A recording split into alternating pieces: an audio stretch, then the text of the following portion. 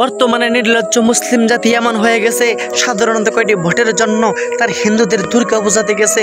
মুসলিম যে এত নির্লজ্জ হয়ে যেতে পারবে সেটা আমরা আগে জানতাম না ভাই। শেখ হাসিনার আমলে কোনো হুজুর কিন্তু কোনো দুর্গা পূজাবে যাইতে পারে নাই। তোমাদেরকে স্বাধীনতা এনে দিয়েছে ছাত্র সমাজ, তাই বলে কি তোমরা যা ইচ্ছা তাই করবে? রাসূলের সুন্নত মুখে রেখে, মুখের মধ্যে দাড়ি রেখে, শরীরের মধ্যে জুব্বা, মাথায় টুপি দিয়ে তোমরা হিন্দুদের দুর্গা পূজায় যাবে? এইটা কি আমাদের মুসলমানদেরকে মেনে নিতে হবে?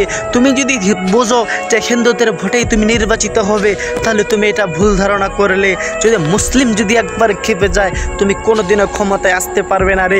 সাধারণত কয়টি ভোটের জন্য তুমি হিন্দুদের দুর্গা পূজায় যাইয়া রাসূলের সুন্নত, জুব্বা, টুপিকে তুমি অসম্মান করলে। হাই রে নির্লজ্জ মুসলিম, যেই রাসূল আমাদেরকে বলেছেন যে তোমরা সব সময় সঠিক পথেই থাকবে, অথচ দুর্গা পূজায় গিয়ে তুমি সমর্থন দিলে যে তুমিও আসো তাদেরই পাশে।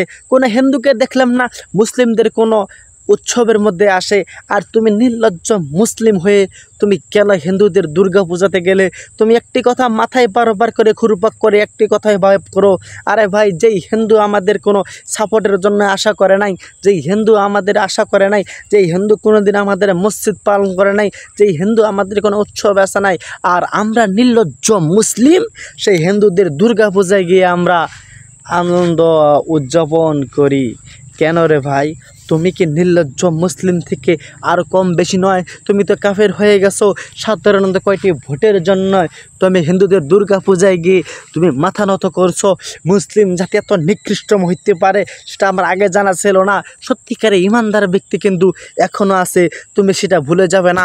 রাসূলের মুখের দাড়িগুলো, রাসূলের জুব্বা টুপিগুলো তুমি যে অসম্মান করো, তাহলে তুমি চিরদিন কিন্তু বাংলার জমিনে থাকতে পারবে না।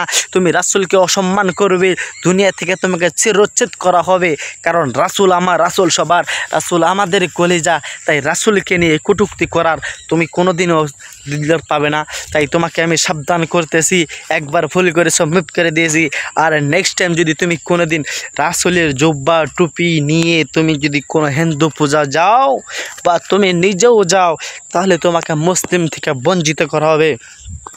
হ্যাঁ মুসলিম, তুমি ভালো হয়ে যাও, কারণ এই দুনিয়া চিরস্থায়ী নয়।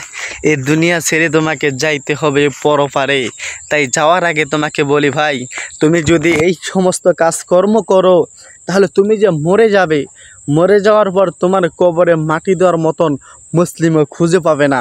কারণ তুমি মুসলিম থেকে সেই দিনে বাতিল হয়ে গেছো, যেদিন তুমি আমার রাসূলের সুন্নতকে নিয়ে অবহেলা করছো।